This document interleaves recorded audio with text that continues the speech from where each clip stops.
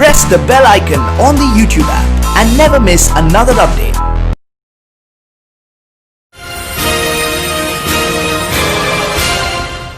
बहुत अच्छा कवि सम्मेलन चल रहा है। मैं पहले नंबर पर खड़ा हूँ।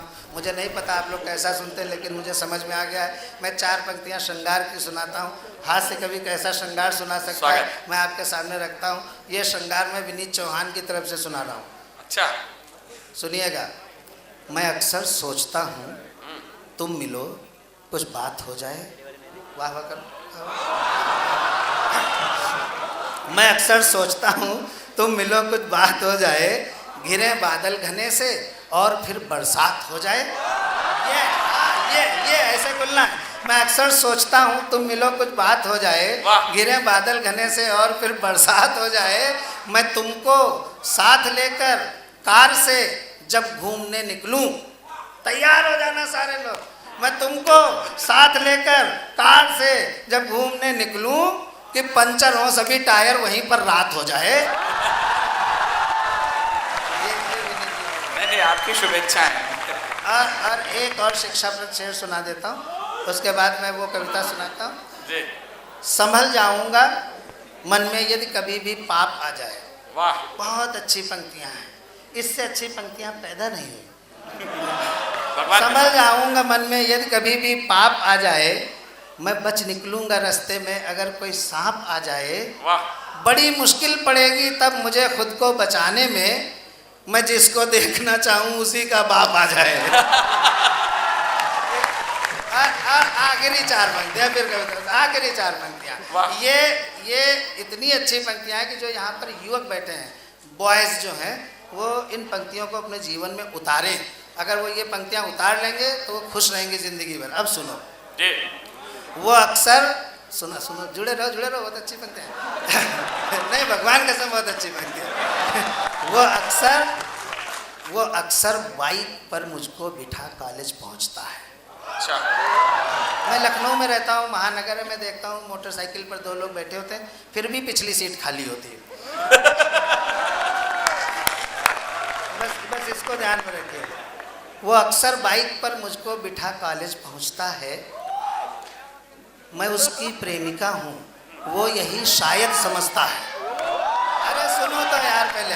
वो अक्सर बाइक पर मुझको बिठा कॉलेज पहुँचता है, मैं उसकी प्रेमिका हूँ, वो यही शायद समझता है। बड़ा बेवकूफ़ है, नादान है, बुद्धू है, पोंगा है। लड़कियों ताली बजाओ इस बात पे तुम लोग। हाँ तुम बजाओ। वो अक्सर बाइक पर मुझको बिठा कॉलेज पहुंचता है, मैं उसकी प्रेमिका हूँ, वो यही शायद समझता है। बहुत बेवकूफ़ है, नादान है, बुद्धू है, पोंगा है, मैं तो इसलिए जाती हूँ मेरा खर्च बचता है।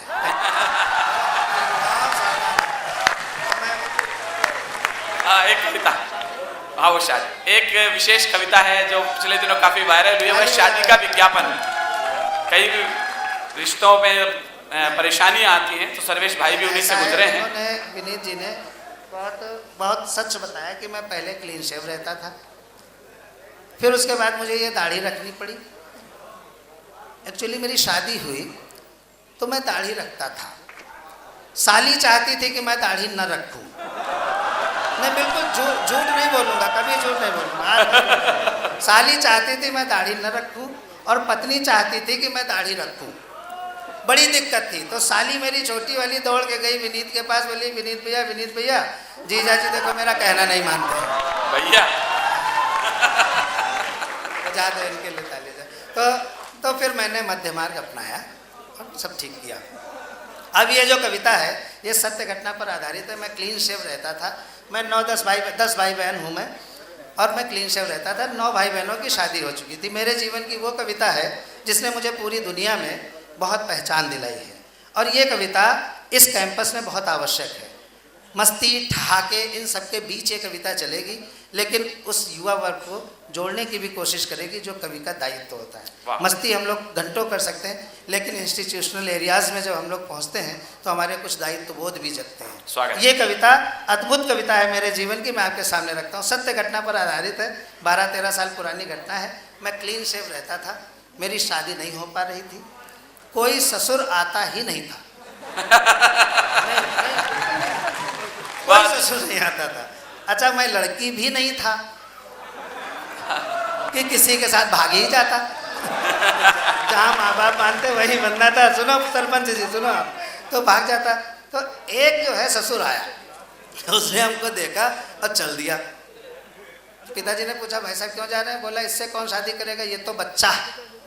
मुझे बहुत गुस्सा लगी, मैंने पूरी दाढ़ी रख ली।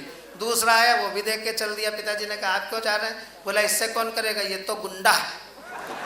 तब मैंने मध्य मार्ग अपनाया, लेकिन फिर भी कोई प्रपोजल नहीं आया। एक दिन लखनऊ में कवि सम्मेलन था, यही सारे लोग आए हुए थे। जहाँ अच्छा कवि सम्मेलन कराना होता यही लोग बुलाए जाते। तो लखनऊ में कवि सम्मेलन था, पवार जी और विनीत जी हमारे घर पे दोपहर का खाना खाने आए थे।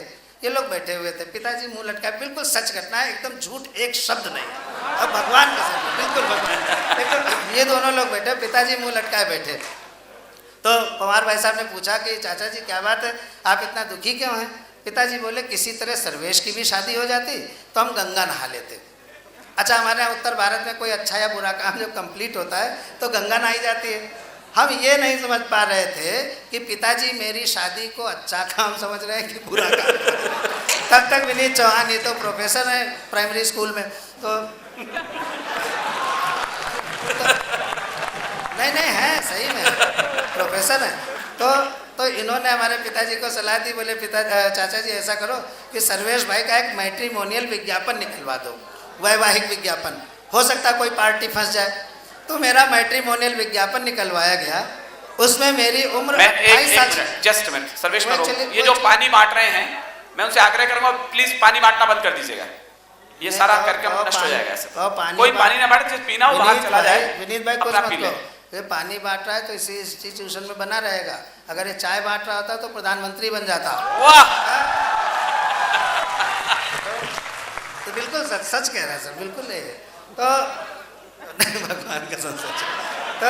तो मेरा मैट्रिमोनियल निकलवाने के लिए इन्होंने कहा कि चाचा जी सर्वेश का मैट्रिमोनियल विज्ञापन निकलवा दो, हो सकता कोई पार्टी फंस जाए। तो मेरा मैट्रिमोनियल विज्ञापन निकलवाया गया, उसमें मेरी उम्र 28 साल छपनी चाहिए थी, लेकिन वो गलती से 82 साल छप गई, जो 28-32। ये बिल्कुल सच है और इसी से ये कविता बनी थी। मैं आपके सामने कविता रखता हूँ, जरा सी तालियां बजाइए, मुझे माहौल मिल जाएगा कविता। बढ़िया कविता, वाह। पिताजी को हमारी शादी का ख्याल आया, इसलिए उन्होंने हमारा वैवाहिक विज्ञापन निकलवाया। पिताजी को हमारी शादी का ख्याल आया, इसलिए उन्होंने हमारा वैवाहिक विज्ञापन निकलवाया, लेकिन अखबार ने मेरे बारे में पता नहीं क्या नापा, मेरा वर्णन खरीद बिक्री वाले कॉलम में छापा। मैं ये निवेदन करूँ कि जहाँ पर थोड़ा शोर करने का मन हो वहाँ ज़्यादा शोर कर देना, नहीं विनीत कहेगा तुम जमे नहीं थे। पिताजी को हमारी शादी का ख्याल आया, इसलिए उन्होंने हमारा वैवाहिक विज्ञापन निकलवाया, लेकिन अखबार ने मेरे बारे में पता नहीं क्या नापा, मेरा वर्णन खरीद बिक्री वाले कॉलम में छापा। शायद अखबार मेरे अस्तित्व के मामले में कुछ धोखा खा गया, इसीलिए तो मेरा वर्णन निविदा सूचना के बिकाऊ माल में आ गया। मैं ज्ञान के लिए बता दूं कि निविदा सूचना को हिंदी में टेंडर नोटिस कहा जाता है।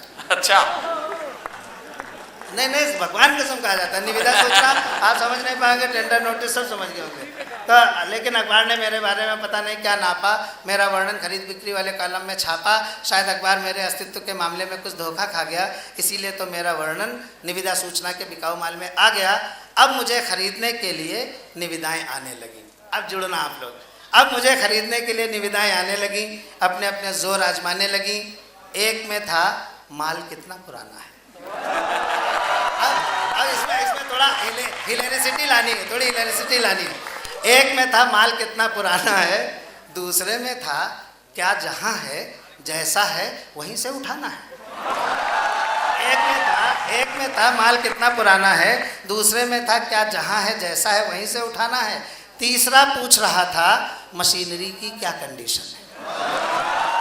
और चौथे पे मेरे साथ आनंद करना, तीसरा पूछ रहा था मशीनरी की क्या कंडीशन है, और चौथा जानना चाह रहा था क्या एक बार ट्रायल करने की परमिशन है।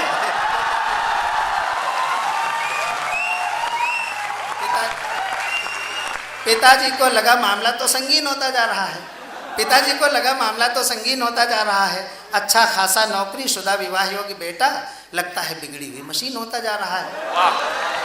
इसलिए पिताजी ने अखबार को उसकी गलती के मामले में कंप्लेंट दर्ज कराई। अखबार ने भूल सुधार की, अखबार ने भूल सुधार की और अगले दिन मेरे बारे में सूचना किराए के लिए खाली में आई।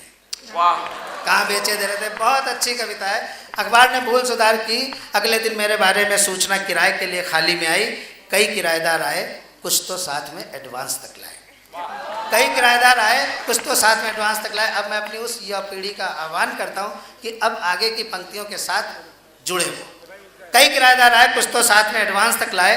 एक किराएदार से पिताजी ने पूछा, महोदय कौन है आप? एक किराएदार से पिताजी ने पूछा, महोदय कौन है आप? वो बोला, पढ़ी लिखी जवान बेटी का गरीब बाप। वाह वाह वाह वाह वाह, thank you so much, thank you. आप लोग अच्छी कविता समझ रहे हैं।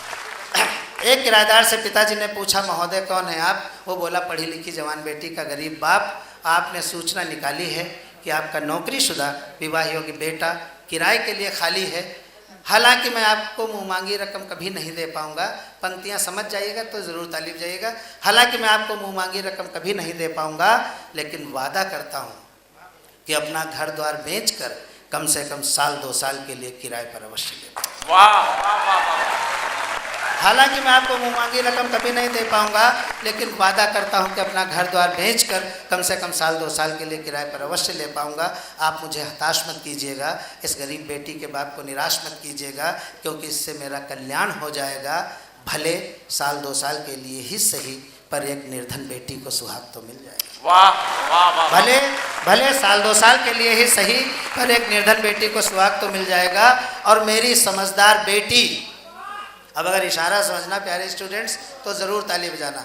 और मेरी समझदार बेटी, और मेरी समझदार बेटी आपका पूरा किराया अदा कर जाएगी। क्या बात? और मेरी समझदार बेटी आपका पूरा किराया अदा कर जाएगी, और आपका इशारा पाते ही स्टोव से जलकर मर जाएगी। वाह, क्या बात। और आपका इशारा पाते ही स्टोव से जलकर मर जाएगी। तब आप किराया बढ़ा दीजिएगा, तब आप किराया बढ़ा दीजिएगा। अपने बेटे को दूसरी जगह उठा दीजिएगा, तब आप किराया बढ़ा दीजिएगा। अपने बेटे को दूसरी जगह उठा दीजिएगा।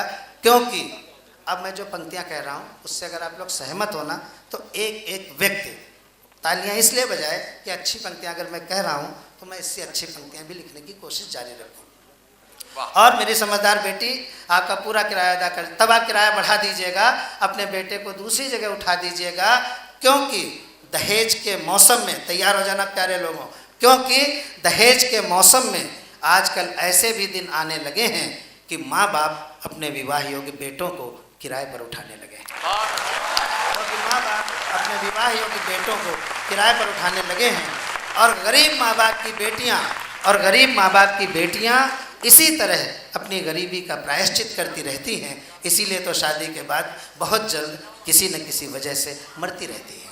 बहुत अच्छे। तो भाइयों बहनों, ये जो मैं आपको हंसता, मुस्कुराता और खिलखिलाता दिख रहा हूँ, तो भाइयों बहनों, ये जो मैं आपको हंसता, मुस्कुराता, खिलखिलाता दिख रहा हूँ, असलियत ये है कि मैं एक दहेज लोभी बाप का बेटा हूँ और हर साल किराए पर बिक रहा हूँ। हर साल। बहुत अच्छे।